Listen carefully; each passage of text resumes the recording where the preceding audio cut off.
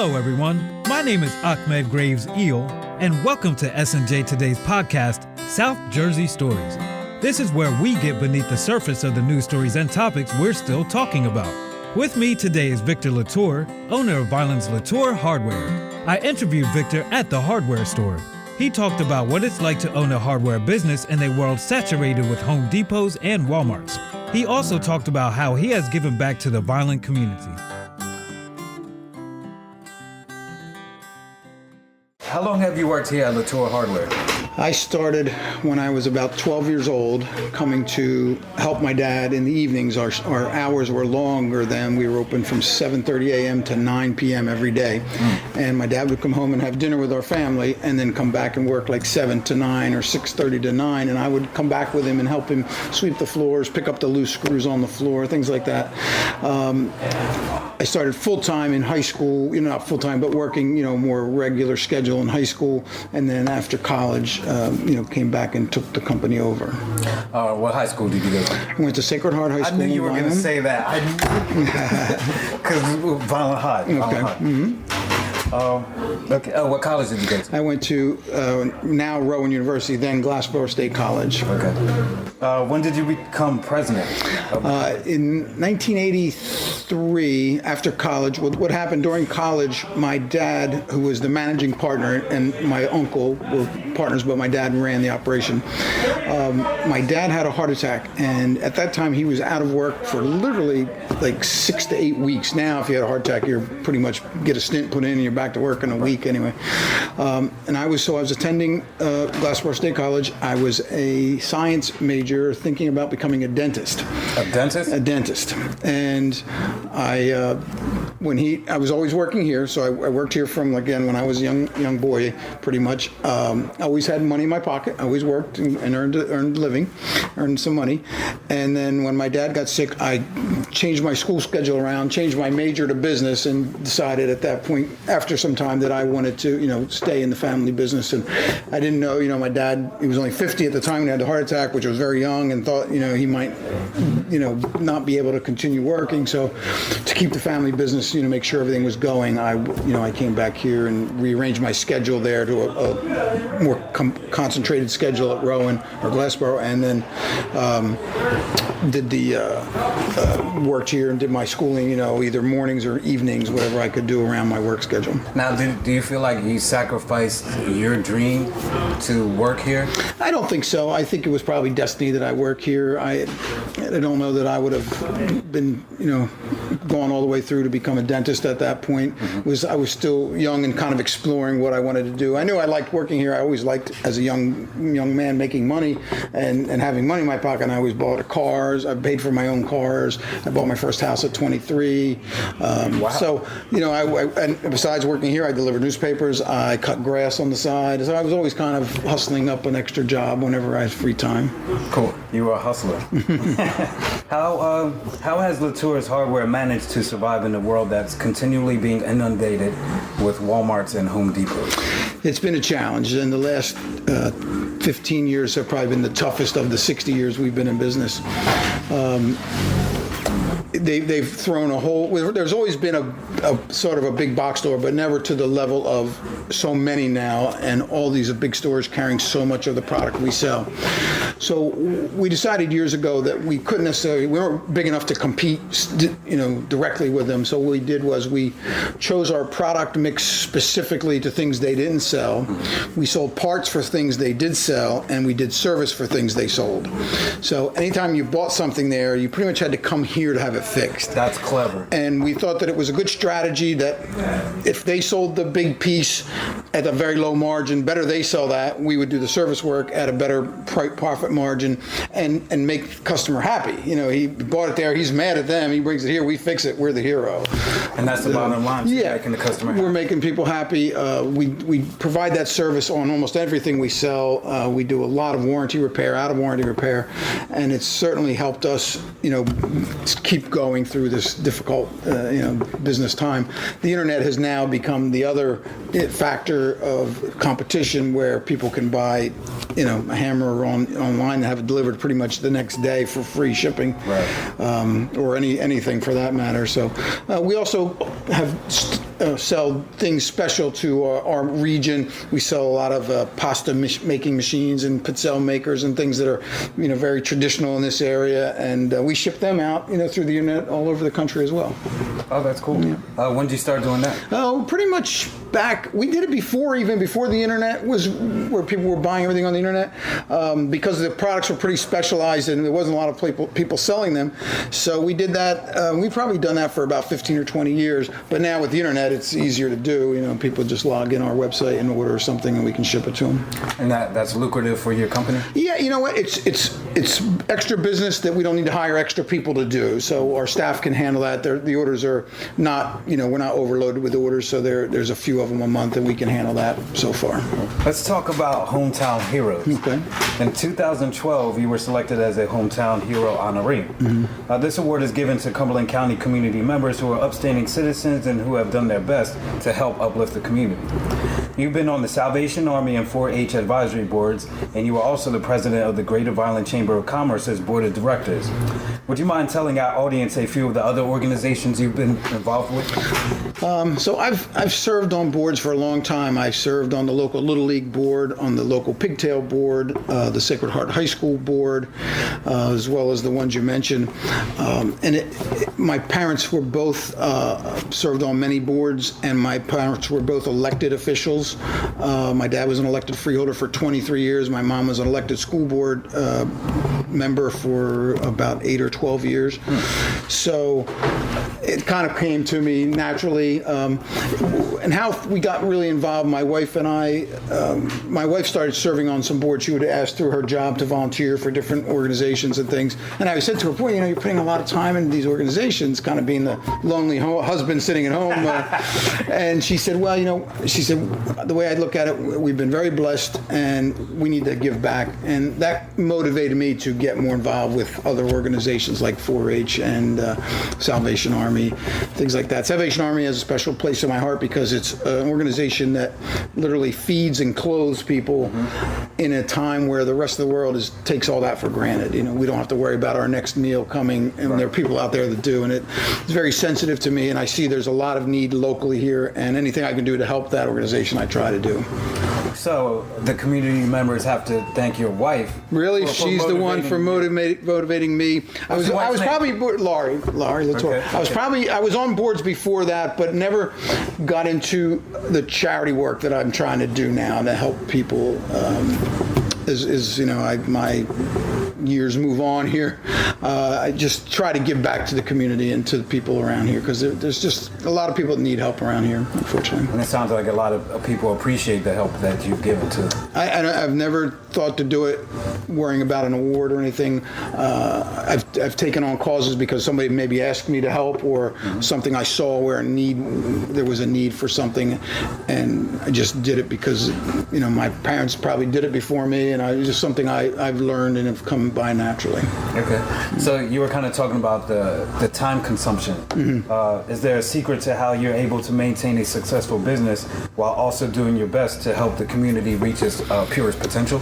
Well, the last 3 years have been the toughest, being 2 years as president of the Chamber of Commerce, the Greater Vineland Chamber of Commerce, and that required a lot extra of my time. I knew it was coming. I had planned for it. My staff covered for me when they needed to. Very appreciative of that. But I attended a lot of grand openings, ribbon cuttings, meet and greet events, luncheons. I spoke at events, spoke to different groups, represented the chamber best to my ability. And I took that commitment, and I just wanted to live up to that commitment that I had made, 16 years ago when I first joined the chamber board. Okay. I'm retiring from the chamber as a board member. Actually, as of June 1st, I retired, and our annual dinner is next week, and they're honoring me for my 16 years of service, which they didn't need to do, but it's very nice that they are. Yeah, I was going to ask you, how do you feel about receiving that prestigious honor? Yeah, well, it's, again, when I finished as president last year, I made my speech and thanked everyone for, allowing me to take some of my ideas forward in the community and supporting my ideas that I had. And we've had all types of people as president of the chamber over the years. You get a 2-year term, and there's been attorneys and construction people and, all different areas of work, and I'm probably one of the first small businessmen to be president in a while. And my focus was for helping small business. It was my interest when I became president, and my goals and my agenda was to do whatever I could for smaller businesses to bring awareness to shopping local. I think that because of the internet and things, people need to be reminded that there's still local businesses that pay local taxes and put money back in the community, sponsor ball teams, do all those little things, and it's nice that people remember the small businesses when they do their shopping too. Do you feel successful in bringing that awareness? I think so. I really felt that we accomplished a lot, and I was able to bring a lot of fresh ideas that that are programs that are in place that are going to continue after I'm gone. So that hopefully awesome. Means something to somebody. Cool. Okay, we're gonna take a different direction here. Okay. So I heard from a little birdie, Okay. our friend Marie Gallo, Okay. that you've had some very interesting experiences in your life. One is that you once carried the statue of Padre Pio in a celebration in Italy, and another is that you were very into scuba diving. Can you please tell our audience about those experiences? Well, it was funny because it was my 50th birthday, and my wife and I and my son and his wife, I took them to Italy to celebrate my 50th birthday.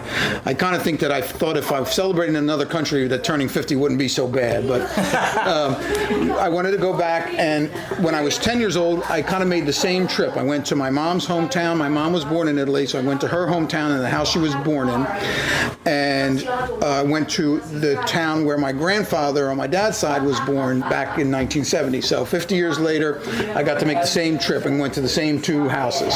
Cool. And I got to take my wife and my son and my mom and my aunt, who my aunt was my last remaining relative on my dad's side.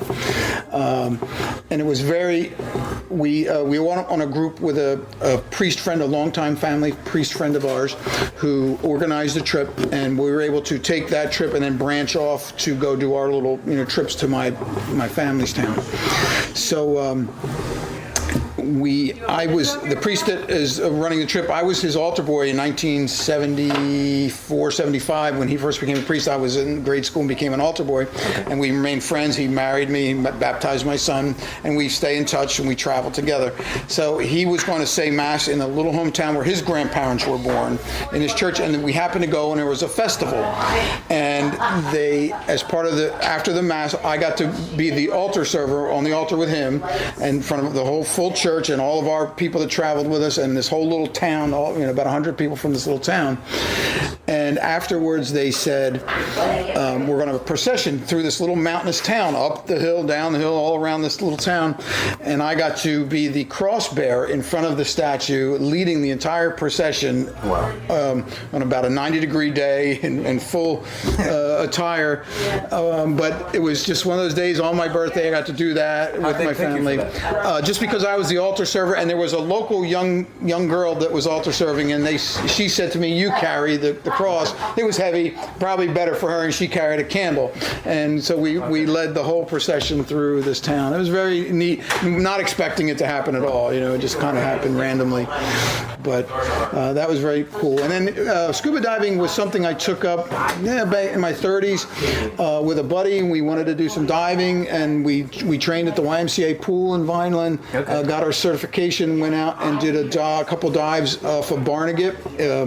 Got our in about 60 feet of water in a very cloudy, murky conditions, and you have to pass the test. You have to take your mask off and put it back on and clear the water and take most of your gear off, put it back on. And so I got to go through all that, and I did do some diving with that group down in the Florida Keys, which was really nice, where you could see everything. Right. I did some diving later in Hawaii, and then had a little bit of an eardrum problem, and then I kind of gave it up after that. So how long were you a scuba diving? Oh, about 10 years, I guess, a period of 10 years. That was one of my hobbies that I did. Now I kind of focus on golf. It's much less intensive, and the way I play, it's intensive, but... Well, at least you're drier. Yeah, I'm dry, that's right. My ears do well with it. I don't have to worry about that. Cool. All right, so this is the 60th year that LaTorre's Hardware has been in business. Did you ever think it would last this long?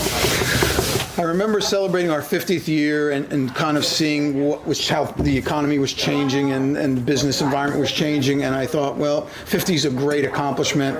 My dad had died just prior to our 50th anniversary, so he didn't get to live for that. And I wanted, that was the celebration of his life and his hard work and my uncle's. And then we got to 55, and I thought, okay, well, we're still moving forward. And this year, 60, when the calendar turned in January, I said, wow, it was 60th year. And it really, this year meant a lot. 50 was a big one, but 60 is the last 10 have been, challenging. And to make it, I'm very thankful for the local people in the community that have supported us, my family and staff that have supported me with the company.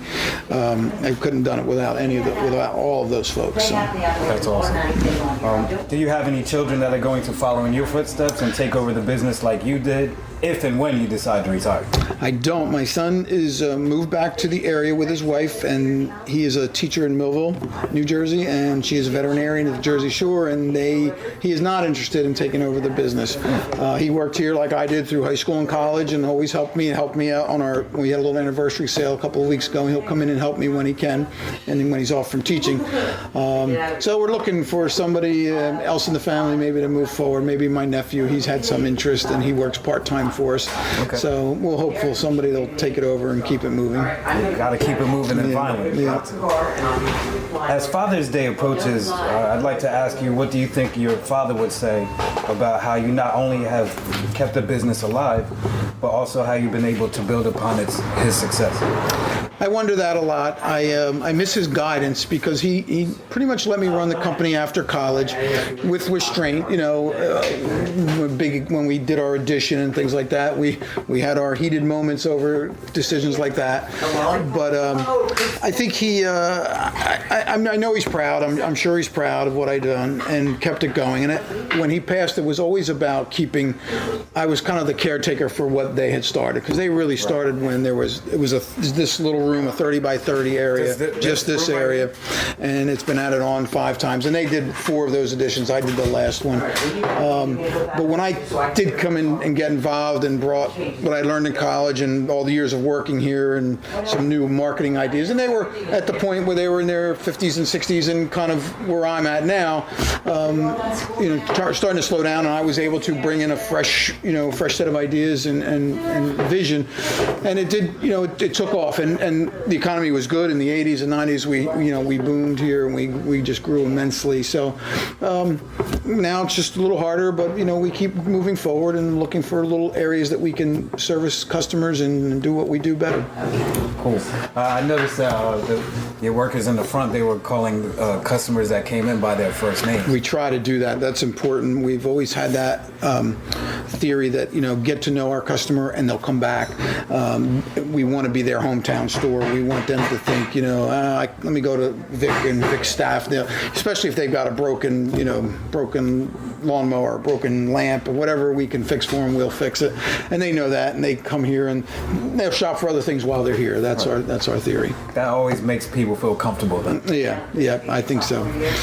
All right, is there anything else you'd like to tell our audience about yourself and or LaTorre's hardware that hasn't been covered in our conversation? No, I think we've covered a good range of topics. Again, thank you to the citizens of Cumberland County and the surrounding area that have supported us so loyally for 60 years. And thanks to my family and staff for all that they've done to help make our business, stay around this long. I do really appreciate it. The city council and the mayor just recognized us for our 60th year, and I said the same thing there. It could have never happened without the support of the local people in Cumberland County. Cool. Well, SMJ, today we'd like to congratulate you as well. Thank you.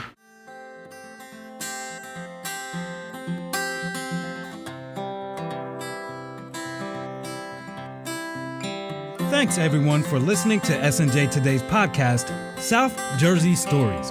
Find more local news at snjtoday.com or follow up on Facebook, Twitter, and Instagram.